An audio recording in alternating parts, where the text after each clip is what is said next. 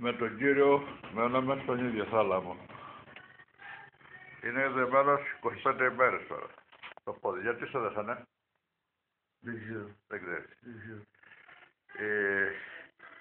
Έχεις ζητήσει να σε λύσουνε? Έχω ζήσει Και δεν σε λύσανε? Ο λόγος. Ο Ο λόγος. Δεν ξέρω. Θέλεις να λυθείς, θέλεις να... Ξέρω εγώ κάνω την ημέρα να σε αφήνουν ελεύθερο να περπατάς. Με φέρα εδώ με αφήνουν, να σε αφήσω από...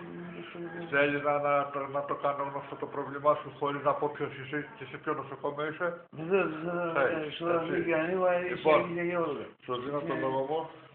Αναλαμβάνω να το ανεβάσω στο διαδίκτυο.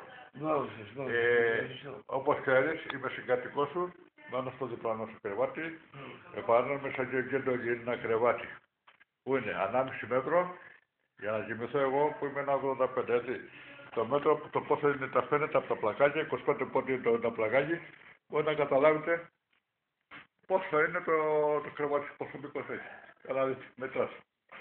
Ένα πλακάκι, 2, 3, 4, 5, 6.